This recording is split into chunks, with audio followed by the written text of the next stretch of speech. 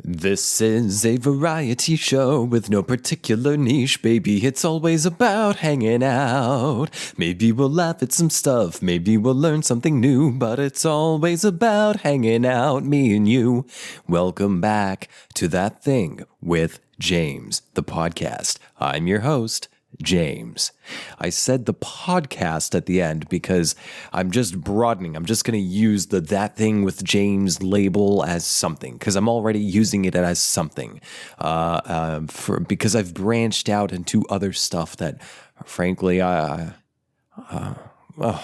it, I'll say it. I'm more interested in stuff.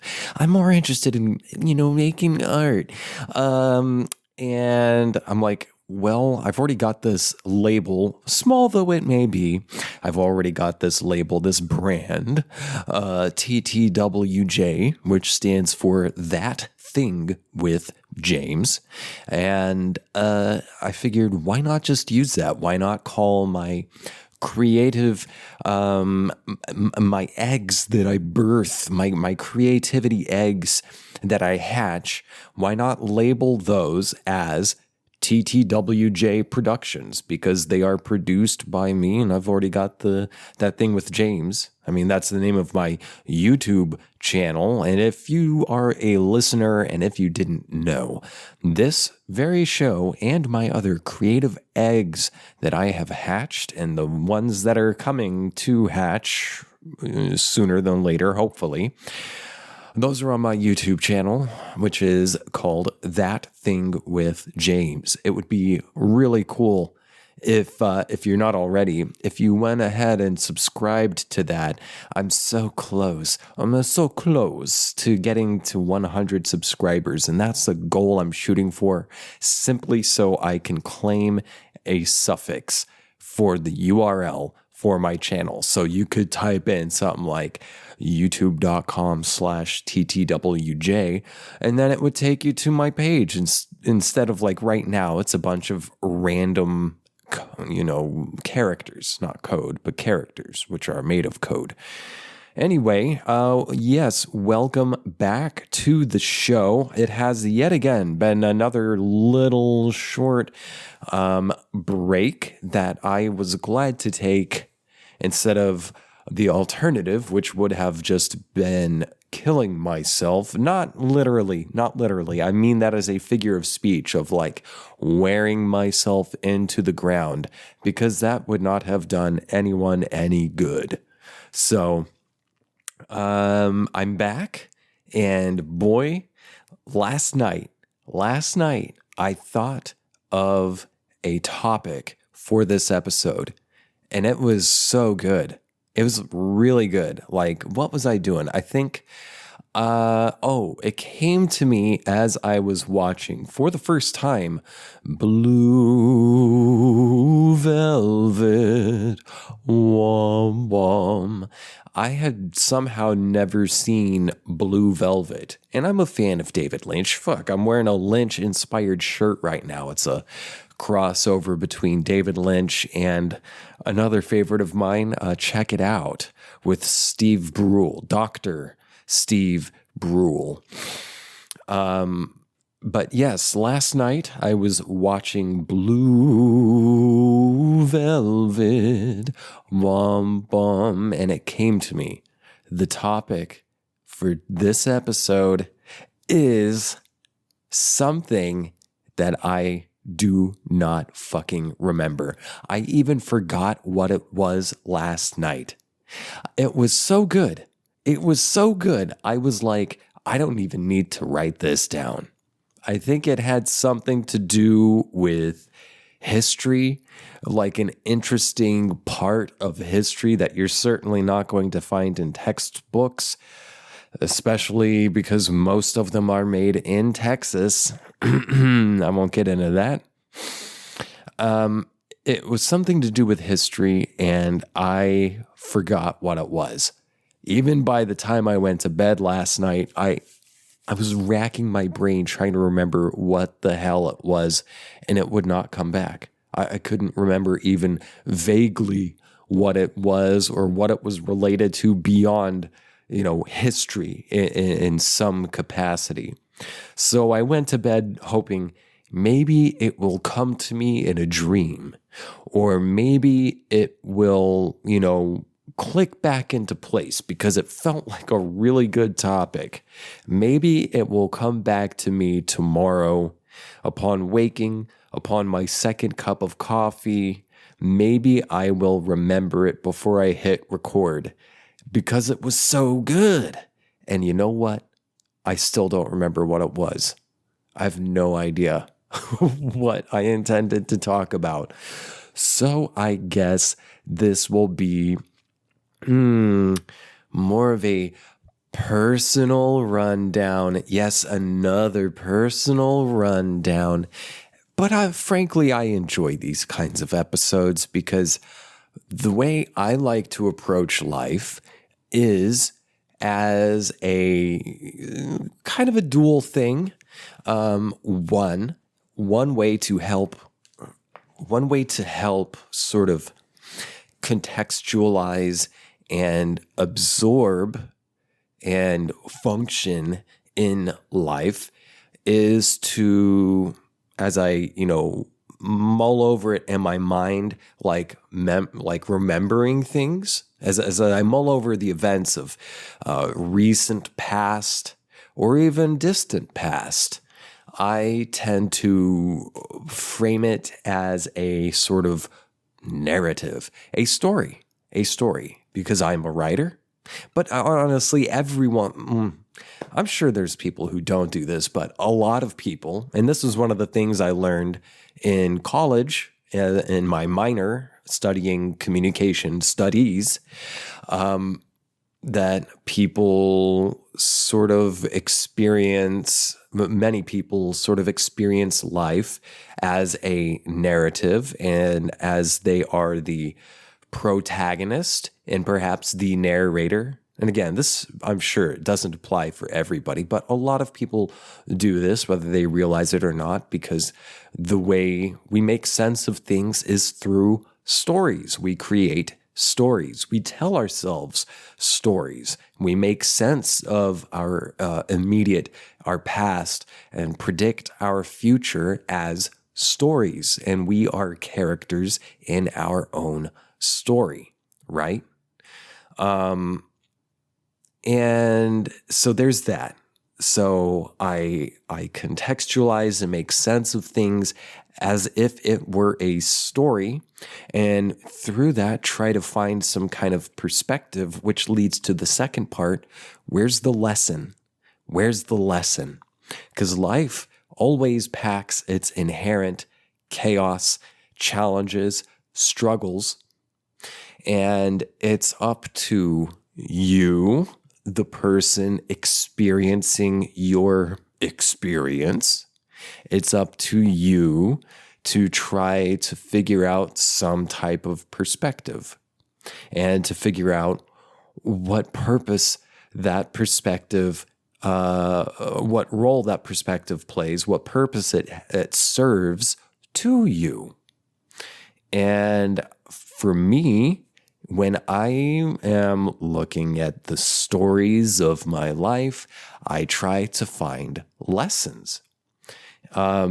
The reason being is that, one, it keeps me functional, because otherwise I might very well just get caught, and this happens time and time and time again. I'll get caught in a loop of despair.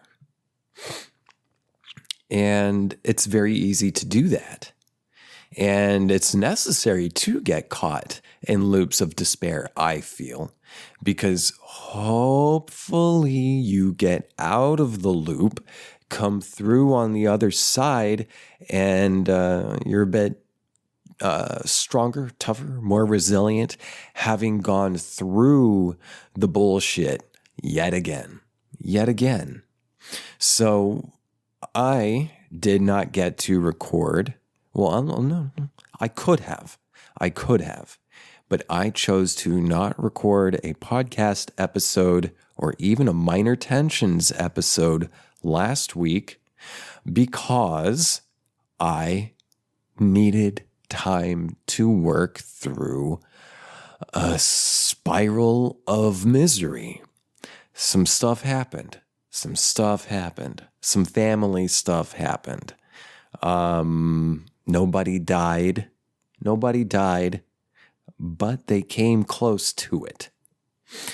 And this just, it was one thing. There's a lot of facets that I will not get into on this. I'm not going to get into it on this, but there are a lot of concerns, especially because it's family, you know, and some things happened and it caused a lot of emotions and a lot of sort of upheaval with things.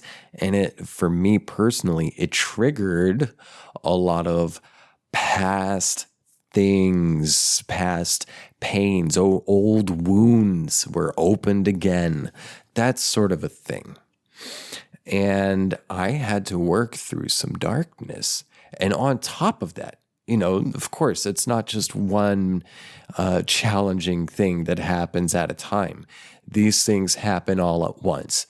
Everything fucking seems to happen in waves, doesn't it? You'll have nothing, nothing, nothing, and then everything, everything, everything all at once. And that's kind of what happened. So this very near and avoidable family tragedy almost happened, or did happen. This near tragedy happened. And so that happened. And then my doggy had to go get his balls chopped off, which apparently I may have confused a few people on Facebook by making a joke about it. I guess at least one person thought that I was genuinely against spaying and neutering of animals. I am telling you right now, I am not against that. I am for whatever will guarantee the best possible life experience for any creature on this planet and off. But I made a joke saying, this poor pup, he took his balls. It's forced, or they took his balls. It's forced feminization. This is the Democrat agenda. This is what the liberals want. They want to force feminize your dogs. And I thought that was pretty funny, but I guess I should have put satire, you know, a satire label on it. So yeah, if you read that and you thought I was genuinely against neutering dogs, I'm not against it. That was just making fun of insane people. And let me take a drink of water real quick, just a second. So the doggy had to go get the balls chopped off. So that was going on top of already slogging through a lot of internal darkness and a lot of family issues. I had to do a little bit of elder care, but also just do a lot of, being there for some people and also needing people to be there for me. And dog gets his balls chopped off. And then I'm like, okay, I just need to be alone. I just need everyone to just stop. I need the world to just pause, just mute, just hold on a goddamn second. I need to gather myself because I'm spiraling out and I am not going into the pit again. I've been in the pit long enough, time and time and time again. I'm not the same person. I'm not going to keep doing that. I don't want that. So I just need things to just chill the fuck out for a moment, okay? So I get a morning. Things have calmed down. The dog's back. Finally, I'm like, okay, my intention for this day, whatever day, well, I think it was like Tuesday or something. I was like, all right, my intention for this day is to be unfazed, to be unshakable. I'm just going to create my own peace here. I'm not going to plug my ears and go la la la la la, because that's not healthy either. But I'm intentionally not going to let things phase me or knock me off balance today. And then I find out, fuck, I have 1 week to notify my apartment complex of whether or not I am going to renew my lease in my current apartment. I thought I had at least an extra 30 days and was going to get on that. But it turns out this place wants more than 30 days notice. And I already signed a contract agreeing that I would notify, on their terms. And so that was like the final straw. I was like, fuck. I fell apart. Because if you've been listening to this show for like the past year, then you have heard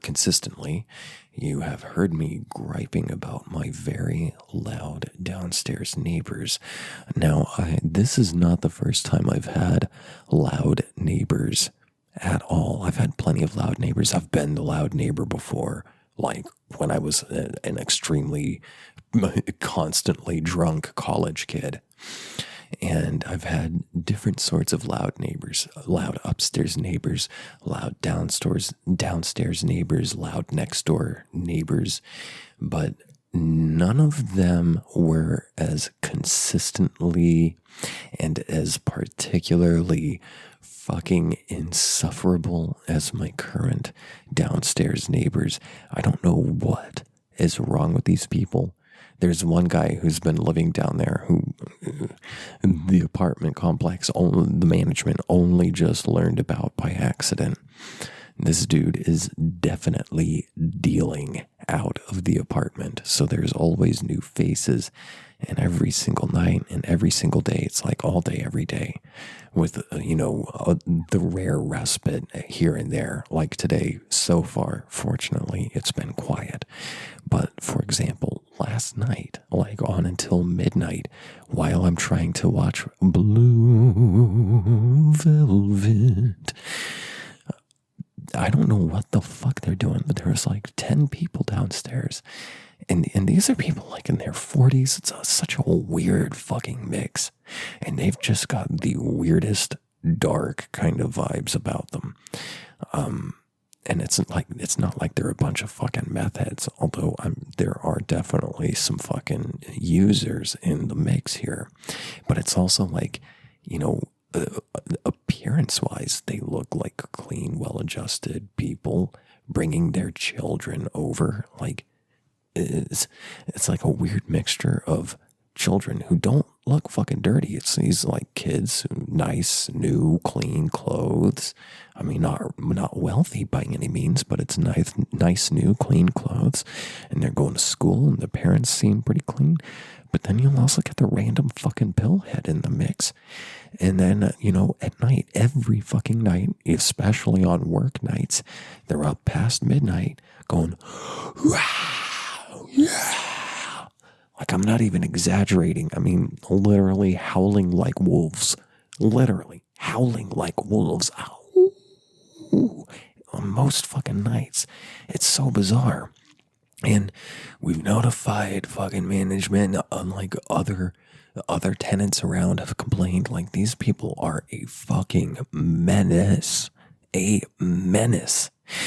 And even like the super on the property, he fucking knows about it and he talks about it. But then, the company, the owning company, I don't know. It's just, they don't do anything about it. There's not much they can do about it, I guess. But it's fucking weird. And it's been, so the initial lease, when I first moved in here, I had a 6-month lease because I was like, I need to just get on my feet. And then by the end of that lease, I was like, I'm just now getting on my feet. This has taken some time because I had to get through, I had to shake off the ice from the ice storm still. And so I was like, okay, I'll renew for another year, and we'll see what's up with that at the end of that year. Well, it's the end of the year now, and suddenly I realized, fuck, fuck, I have not found like a house to rent, and things have gotten worse in the economics of the world, and certainly in the housing crisis. Rents are fucking skyrocketing like never before, and it's suddenly less and less and less feasible to survive in these United States of America, the God-given most free country in the history of the universe. Amen, brother. And I'm like, I want to renew. Like, I can't deal with this fucking stress of like having to find a house that I really cannot afford right now in a week. You know, that's fucking impossible. And, well, I can't fucking continue to live above these people anymore. So I did some asking. Because I've ingratiated myself here with, people in power, because I've got the charm. And I asked, is there any other open units that I could like transfer into? And sure enough, there is. And I just know, had I asked to transfer after the initial, like the very beginning 6-month lease, a good unit would not have been open. I had to go through all this shit. I just feel it. I just know it. I've got the lockdown on a good place, in a good building with good neighbors, the vibe. I've scouted it out a few times. I've done recon at different times of the day. Not like, creeping on the people, looking in their windows and shit, but just checking the vibes of the area. And it feels right. And the dog, every time I take him out to pee, he always heads to this exact spot. And I didn't realize it, but for months, when I'd take the dog out to pee, he would sniff and sniff and sniff and walk and walk and walk before he would poo or do anything. Like he was just drawn by the nostrils to this spot, to this one building in particular. He likes it there. And then it occurred to me yesterday, actually, prior to the day I'm recording this. I'm recording this right now on Sunday, August 28th, 2022 at 1:03 p.m. Central Time, United States of North America. It occurred to me, wait a second, the dog, I'm going to be moving into the building that the dog has always been attracted to. And then I thought back to when I was first scouting this place out before I signed the initial contract a year and a half ago. I was like, just one side of the property felt more right to me, more peaceful to me than the other. And I've currently, for the past year and a half, been living in the other, and I feel it. I feel it now, especially going back to the other side, the peaceful side. I can feel the contrast. So it feels like things are about to lighten up. Things are about to lighten up. And let me take another drink of water and figure out where the hell I'm going with this. Maybe this is the thread I need to follow here. Per my demographic, especially. Now, this is not the Oppression Olympics, okay? But per my demographic, I feel I have been consistently through a lot of shit. I've been through a lot of shit that there's, of course, people who have been through more shit than me. This is not the Oppression Olympics. But when I look at like a lot of, say, contemporaries or comparables in my demographic, I've been through a lot of shit that a lot of people don't go through their whole lives already. And I'm 34. And that's okay. I'm not trying to say I'm better or anything like that. It's just that perhaps you too have been through a lot of shit that It's like, you ever ask yourself, like, does anyone else have to deal with this much shit all the fucking time? Your entire fucking life? It makes you feel a little bit crazy. It makes you feel a little unlucky sometimes. Like, am I fucking cursed? Have you ever asked yourself that?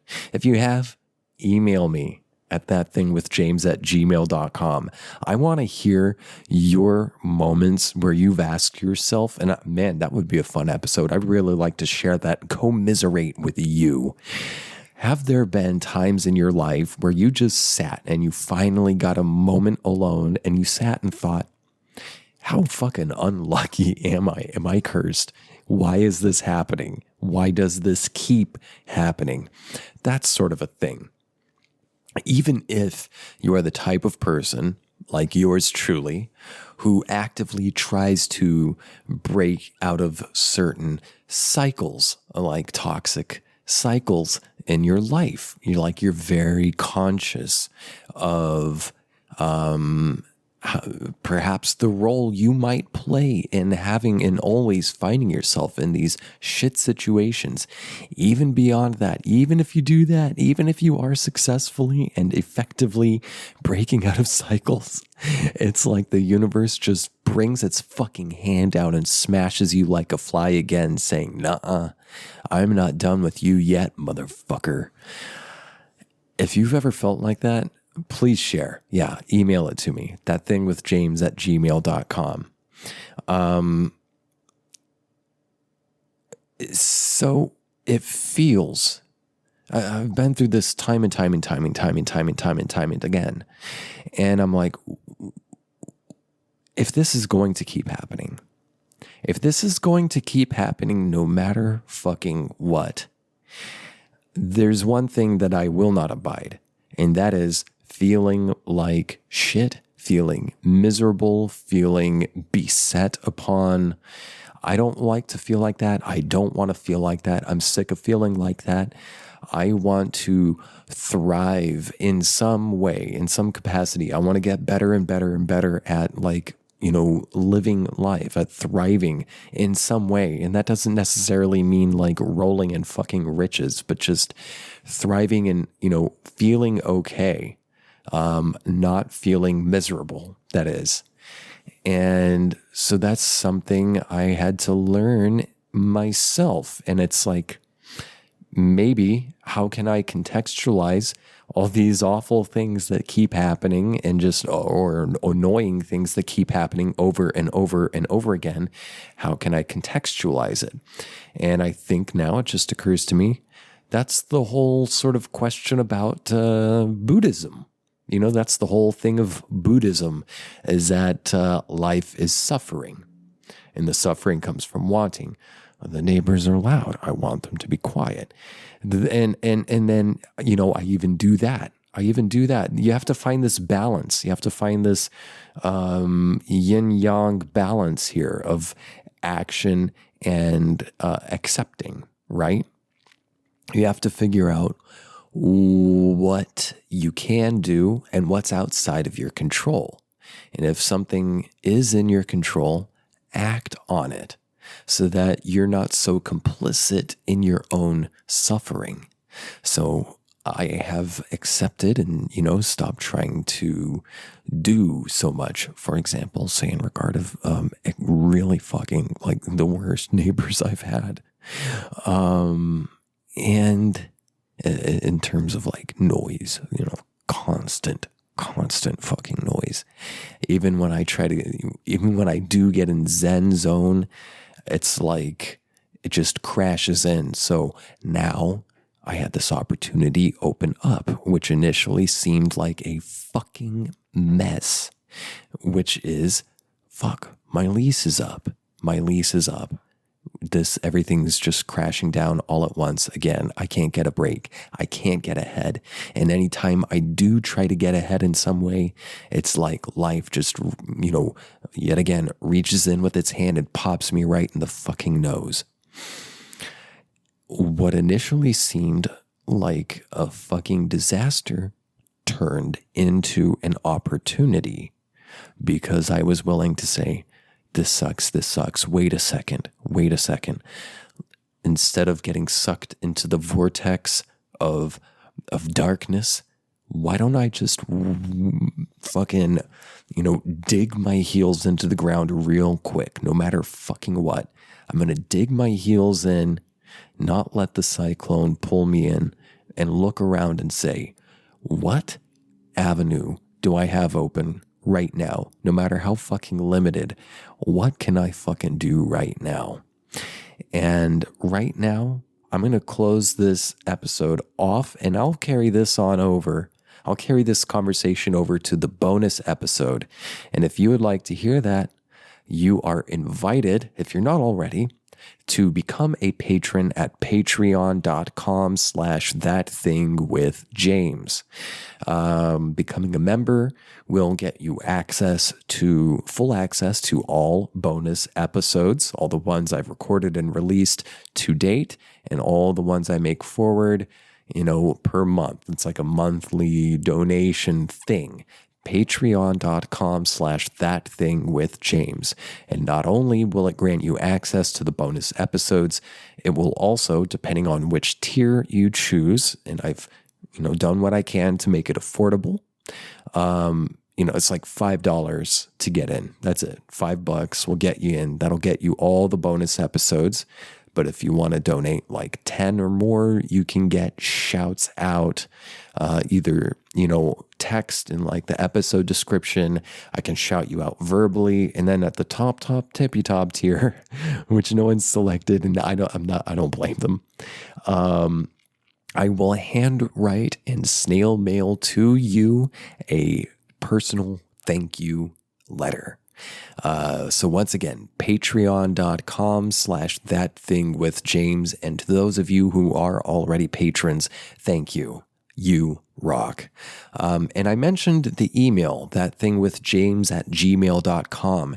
I would love to hear your stories of like, why does this keep fucking happening to me? If that thought's ever crossed your mind, if you've ever had struggles where it's like you try to get ahead, you try to achieve something, and it seems like it's verboten by the universe.